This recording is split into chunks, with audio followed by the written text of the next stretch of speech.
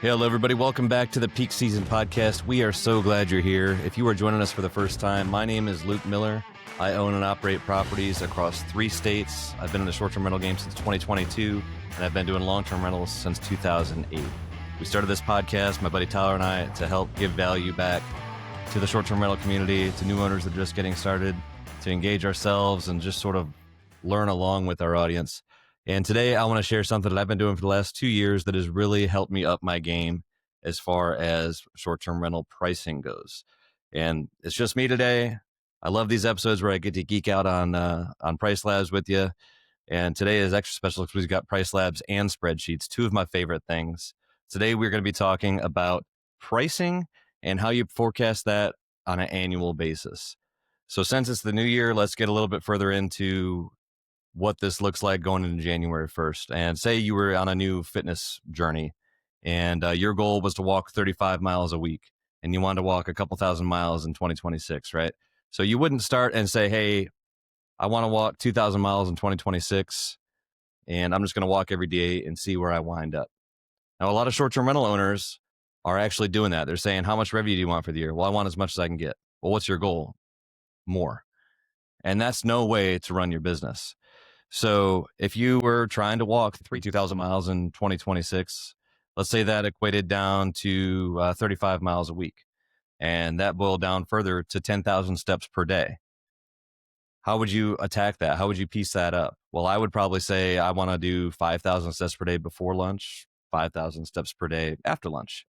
And then I get my 10,000 miles per day, and eventually that would stack up to equal my annual goal. Well, we're going to show you how to treat your short-term rental pricing in the exact same way. So without further ado, I am going to share my screen here. I'll do my best to make a decent audio version of this as well. But this is on YouTube. If anybody's interested, you can check us out on YouTube and actually see exactly what I do. Okay, here we go. So right now we're looking at a Google spreadsheet. Across the top, I've got January through December columns. I've got my 2025 actual revenue and that for a specific property. And then below that, I've got occupancy just for reference. Beneath that, I've got another January through December column labeled across the top. And I've got my 2026 goal and my 2026 booked. So before we get too deep into these specific numbers, I just want to explain what we're looking at. So if we go back up here to the 2025 realized, I've got revenue according to PriceLabs. So this particular property is in Northwest Michigan. It did $115,000 last year. And what that boils down to in PriceLabs revenue is $93,800. So PriceLabs doesn't know about your cleaning fees, your taxes, any other fees that you add on, things like that. Maybe you're charging a little bit more for an extended early or late checkout, things like that. PriceLabs has no idea about that. So what it just has is the ADRs that it pushed to the to your property management software. So the average daily rates that it pushed to your property management software, and then it can tell when those days got booked. And then this is what it reports. So if you're just launching a new property, the first thing you should probably do is start a market dashboard. And I have another episode on that if you go back and check it out. But start a market dashboard, and based on that market dashboard, give yourself some goals to sort of simulate last year's performance. So look at what your market comps did for 2025 and fill in these columns. But luckily, I don't have to do that. I can see exactly what I did for 2025 and put those in here. And if you weren't using PriceLabs last year, you could sort of get into it by looking at your PMS or your profit and loss statement on your bookkeeping and figuring out, okay, so how much did this property bring in?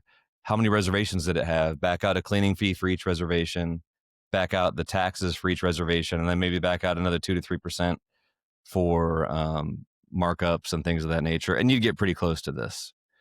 But the easy button is just to go into PriceLabs, into your market dashboard section, and that looks like this. And I'm sorry, not your market dashboard, your portfolio analytics. So go into your portfolio analytics, select just that property, and then you come to a screen that looks like this. All right, so back over to the spreadsheet here.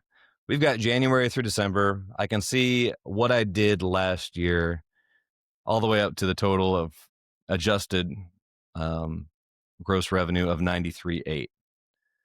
Okay, so what I want to do is go back and just quickly take a look through the year and look at what went well, what didn't. Did I stay there the 4th of July weekend or something like that that would completely skew my numbers for that month, and sort of reconcile those numbers.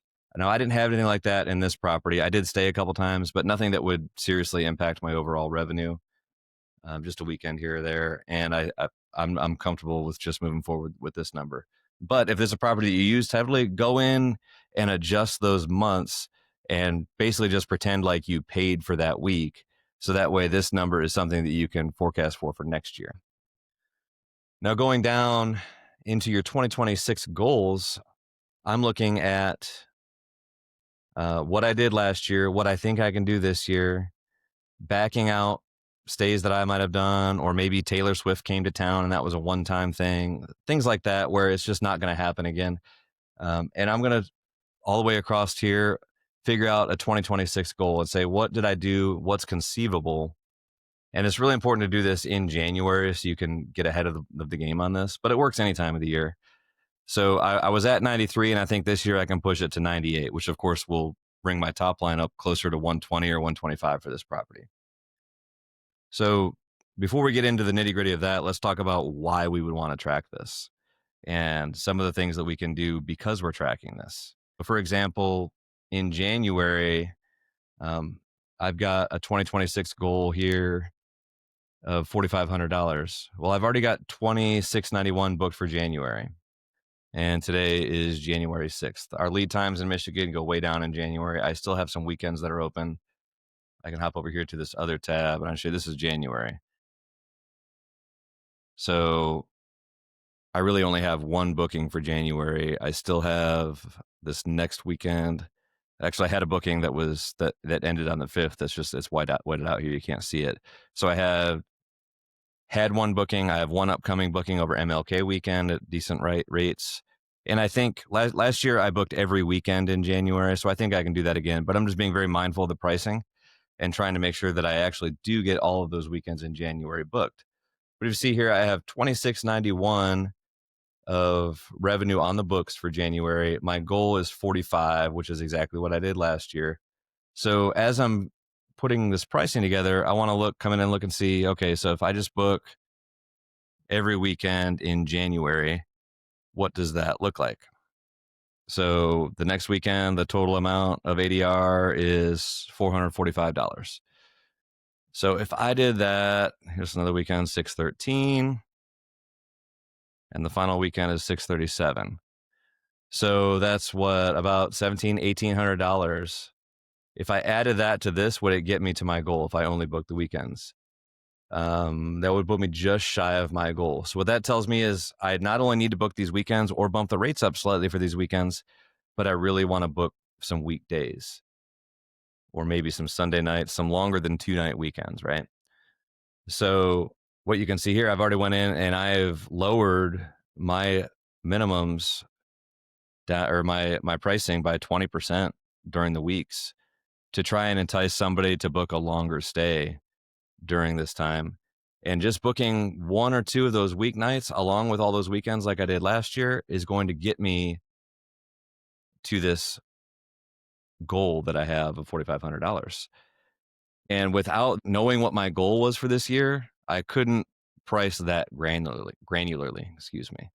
So getting the year off on the right foot, we don't want to start the year in a deficit, right? So if I can get $4,500 for January, which is slower season in Michigan, then that's fantastic. So let's take another look at February. So February last year, I did 3245.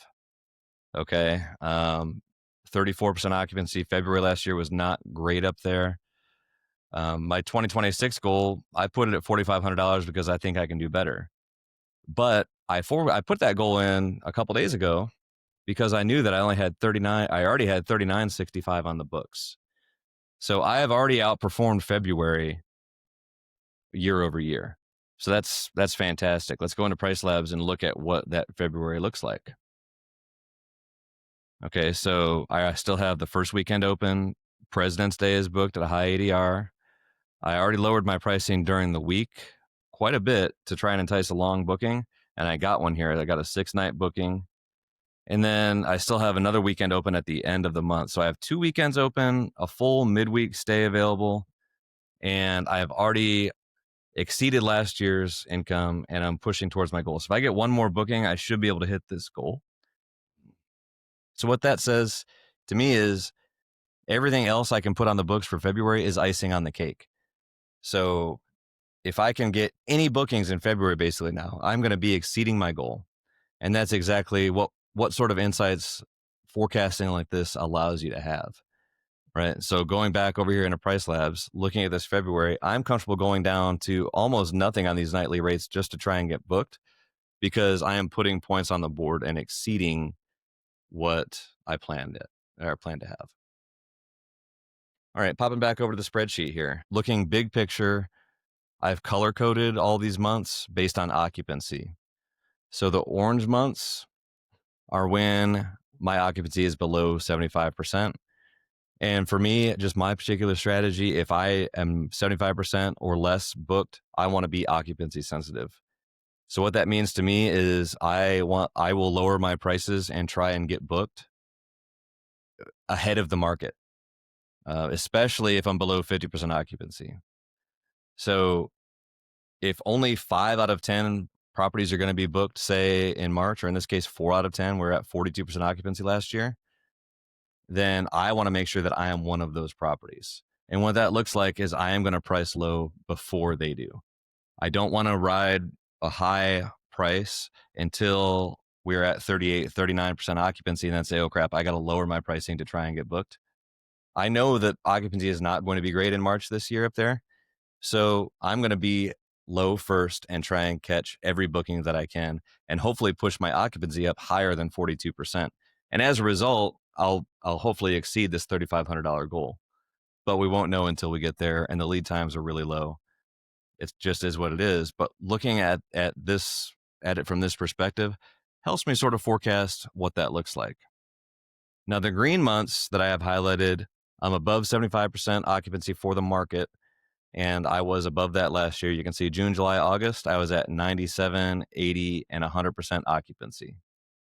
So what that means to me is I'm going to be price sensitive in those months. So instead of being the one to book first, I want to be the one that's going to be booking not dead last, but close to it. So I'm going to hold my pricing high. And if I see that I'm starting to get bookings ahead of others in the market, I'm going to nudge my pricing up to try and slow that down a little bit. And that's what I've already started doing here. You can see I already have $3,900 on the books for June, 73 for July, and 25 for August. And for those listing in June, July, and August last year, this property did $15,000, $19,000, and $20,000. Or that's my goal. Last year, it actually it brought in 14, 18, and 19. But I bumped that up slightly. So let's go into PriceLabs, and I'll show you another trick about what I do, especially on these high occupancy, price sensitive months. Let's fast forward to July. Take a look at it. All right.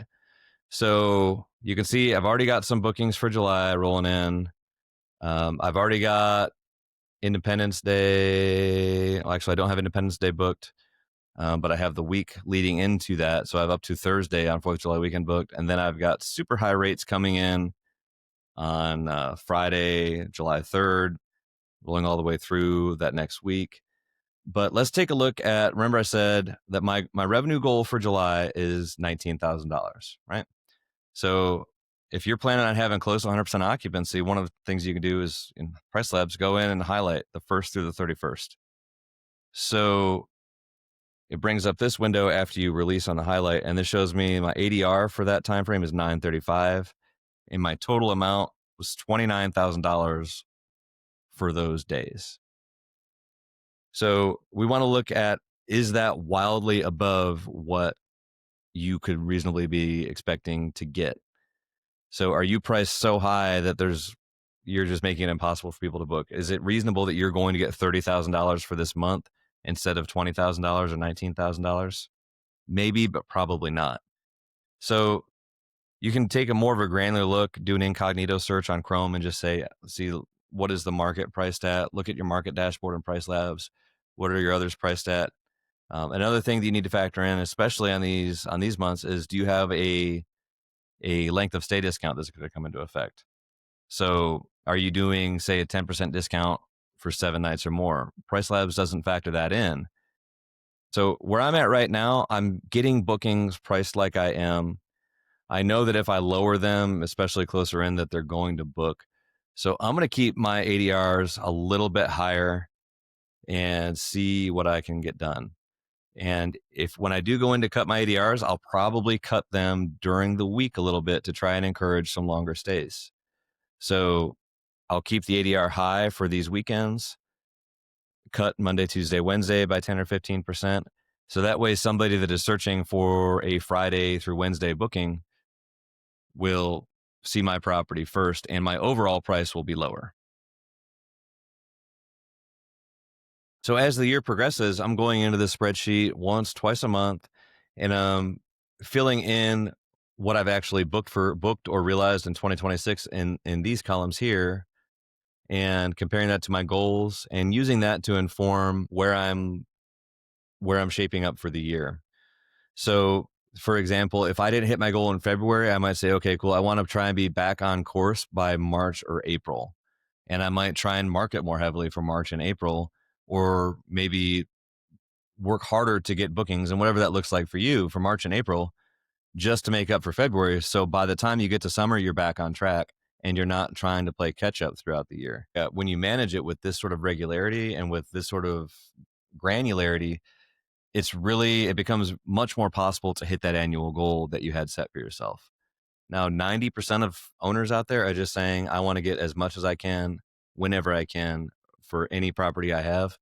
And that is a recipe for always feeling behind and really always just feeling like you are not getting what you should for your property. And psychologically, I don't like being in that place. I like being able to look at this from the 30,000 foot view and saying, okay, I'm exactly where I need to be. And if I'm not, I have a plan to get there by this time. So that's all I've got for you today. I really hope this helped. If you're listening, go ahead and check us out on YouTube. You can see all the screen shares on there. And if you got any value out of this, we would appreciate a 5-star review. Everybody take care. Have a great week.